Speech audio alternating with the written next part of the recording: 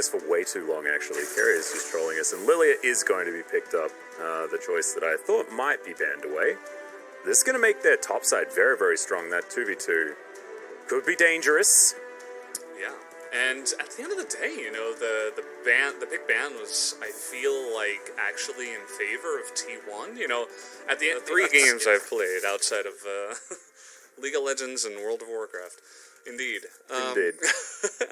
Let's go back to the video game, shall we? As we've got Canyon setting things up here. Step in to take the title. Will it be Kana? Obviously, a new huge talent from the side of T1. Will it be Doran, who self-acclaimed is the, you know, new best top laner, but hasn't been proven yet. We get a lot of action here, though, Max. Yeah, exactly. Canyon has jived over the wall. Faker in a little bit of trouble, but the watch out Eep going to do a fair bit of damage. Flash out from Canyon.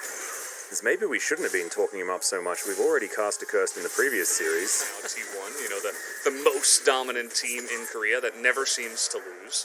And, you know, it'll be up to T1 to try to change the narrative, to say, hey, no, wait, you know, we're still the T1 of old. We're still the best team, and that's what makes this matchup even more exciting, because they're trying to wrest back the throne away from the super dominant team that is, obviously, for Faker, his most played on the Azir.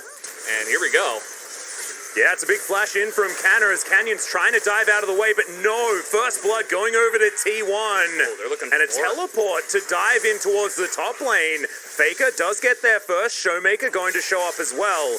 They're not able to take down the bear, but I like the opportunism here from T1. Yeah, no, fantastic play from T1 so far. I mean, this is great to see. Very aggressive, proactive, moving into the enemy jungle. They know that Canyon doesn't have his flash after the trade that they took in the mid lane, and they take that opportunity to get in there at the perfect timing, pick up the kill. Now they should be able to get this Rift Herald. Teleport, though, coming in. Yeah, Unbound Soul going to come through. Elam is able to nail this. Early lead, trying to go for the dragon. Yeah, Canyon in a little bit of trouble up here towards the top side, though, as Canna in pretty good position to try and get his health bar down, but Primal Surge going to help him out.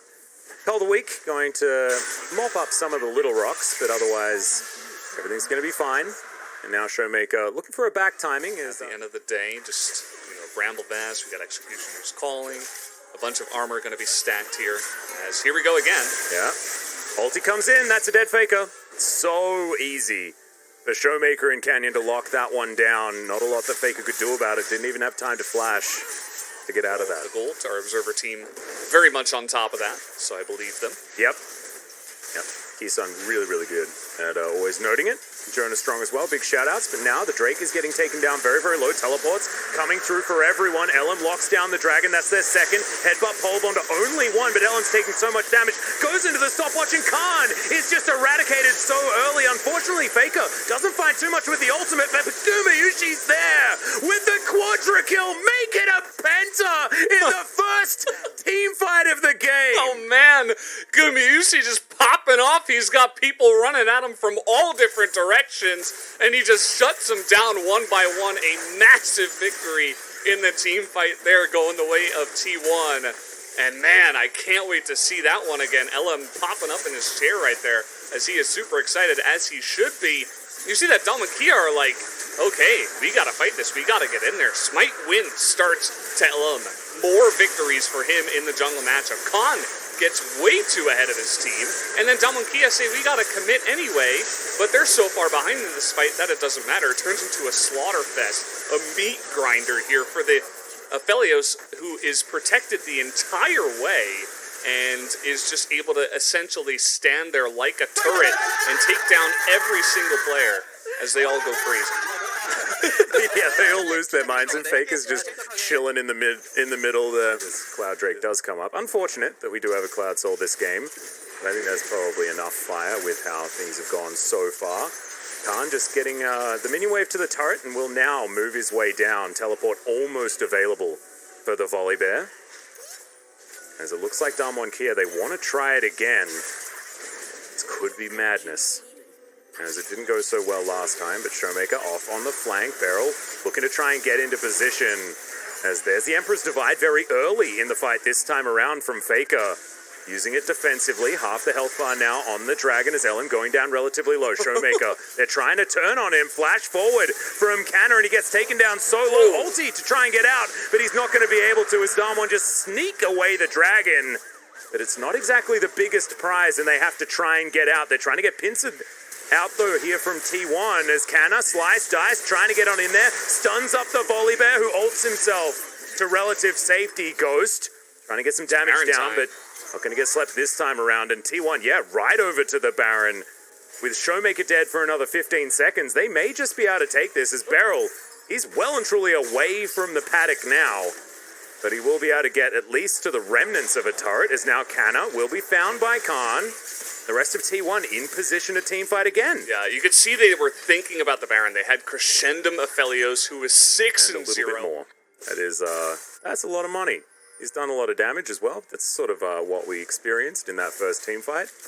Canna as well, getting a lot of work done. I've actually really appreciated the way he's started off a lot of these fights, especially in the more recent skirmishes, as these spears feel magnetic edge behind, which is just not what you want to see. T1 now grouping around this Baron, and things are very dark for Damwon Kia.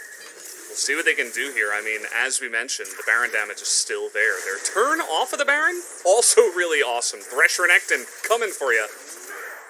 Yeah, well, there's the taxi out from Beryl, actually buffering the stun quite nicely also in the headbutt animation, so doesn't have to use the Unbreakable Will, and that is very, very important.